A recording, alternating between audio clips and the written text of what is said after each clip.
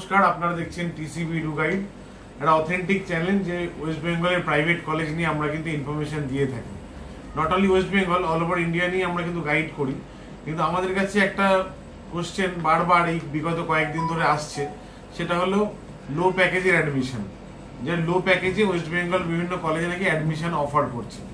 দেখুন, লো প্যাকেজে যে অ্যাডমিশনের ব্যাপারটা, এটা কিন্তু একটা মিথ। কারণ কলেজ যে প্রাইভেট কলেজ যে বানিয়েছেন তিনি কিন্তু অফিসিয়াল যে ফিস সেটা নেওয়ার জন্যই বানিয়েছেন। এরকম নয় যে লো প্যাকেজ করে তাদের কোনো বাড়তি লাভ আছে। লো প্যাকেজ একমাত্র তখনই সম্ভব হয় যখন সাফিসিয়েন্ট স্টুডেন্ট তারা পায় না।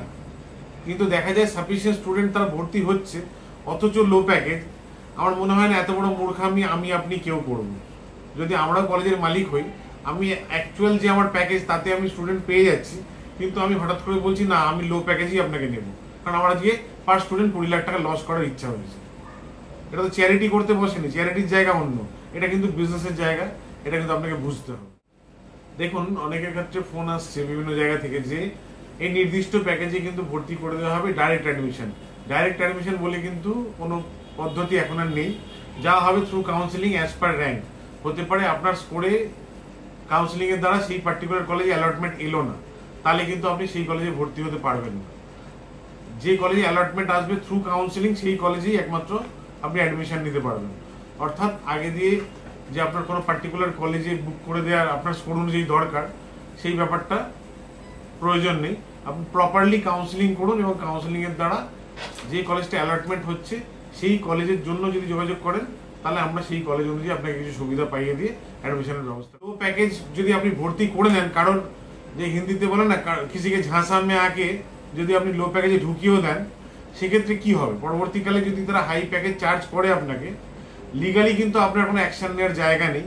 কারণ সেখানে কিন্তু আপনার অফিসিয়াল ফিসটা অ্যানাউন্স করা আছে 1 crore ম্যানেজমেন্ট কোটা। বেশিরভাগ কলেজে অফিসিয়াল ফিস এখন 1 crore। যদি 1 crore আপনাকে চার্জ করে, আপনাকে কিন্তু দিতে হবে। আর যদি সেটা না দিতে পারেন, তাহলে মাঝপথে আপনাকে পড়াশোনা ছাড়তে হবে।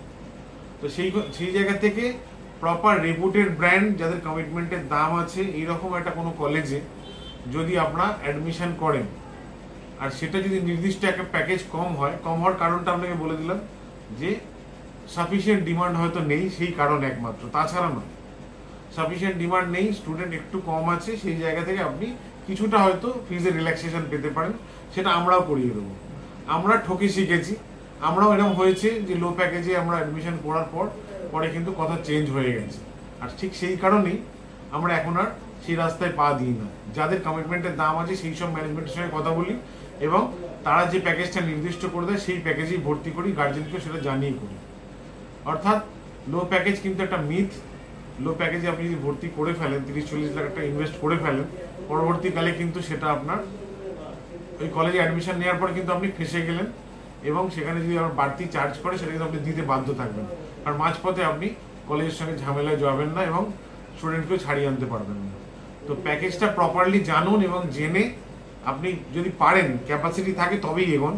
আদারওয়াইজ অন্য অপশন দেখুন। অন্য স্টেটে আমরা অনেক লো প্যাকেজে করে দিতে পারবো, যেখানকার অফিসিয়াল প্যাকেজটাই লো। যেখানে আপনাকে অফিসিয়াল প্যাকেজ আর প্যাকেজ লো করে দিচ্ছে, এরকম ব্যাপার না। অফিসিয়াল প্যাকেজটাই যেখানে 60, সেখানে আপনাকে চাইলে ওরা বেশি চার্জ করতে পারবে না। যদি আপনি লো প্যাকেজ চান, অন্য স্টেটের জন্য যোগাযোগ করুন। আর এইখানে নির্দিষ্ট যে প্যাকেজ আছে ঠিকঠাক জানার জন্য যোগাযোগ করুন। আপনি ইনফর্মড হন, ক্যাপাসিটি বুঝে নিয়ে সেইভাবে এগোন। নমস্কার।